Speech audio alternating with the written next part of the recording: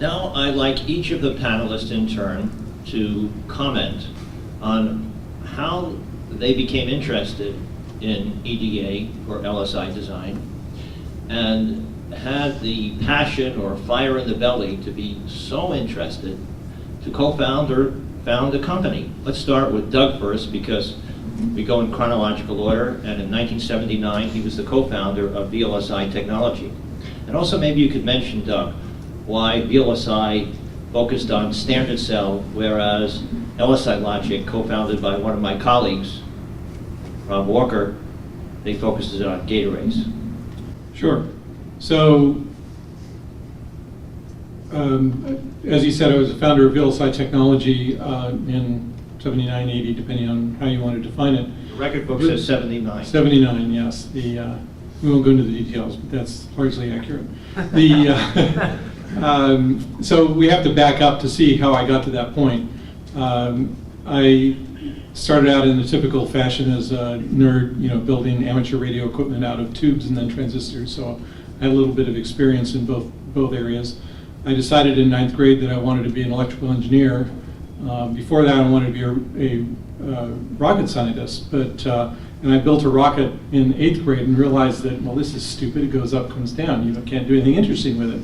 So you need electronics to do something interesting. So I went and bought my own, first popular electronics magazine, and since then I was going to be an electrical engineer because that was where the fun was. So I got MSEE out of Stanford. Technically my focus was in devices, but I had taken a wide variety of courses. I joined Xerox Palo Alto Research Center after graduation and immediately became involved in system level design, not in devices, even though that was my background. And so I was doing TTL design and helped develop a system that was a precursor of what people know as the Alto today. Not the Alto itself, but the precursor of it. And that was a workstation, correct? It was a workstation based on a set of mini computers. Xerox PARC. Yeah, this is Xerox PARC, right, correct. And then in 1976, something very important happened. That is, Carver Mead at Caltech had been working in the area of VLSI design for a while, and the head of the department at Caltech was Ivan Sutherland, and the head of my lab at Xerox PARC was Bert Sutherland, brothers. Brothers were collaborating, thinking that the work that Carver was doing at Caltech was important to what the work at PARC, so Carver came up and did a 3-day course on VLSI design. And so 2 of the people in that course were myself and Lynn Conway, and we decided, based on getting excited about what the promise of this new technology was, to create a group that was focused on how we would use VLSI technology to implement future systems at Xerox. And what immediately came out of that was a collaboration between Lynn and Carver on the development of Introduction to VLSI Systems, a very famous book that introduced thousands of systems engineers to the world of VLSI design. And I helped contribute to that, but I was not hardly a primary author. It was really Lynn who did the authorship, and Carver contributed a lot of ideas along with Lynn. That book became available in '79. Some courses were taught at MIT and a couple other universities in '79. Within a couple of years, that book and some supporting tapes and lecture notes had spread to over 200 universities around the world.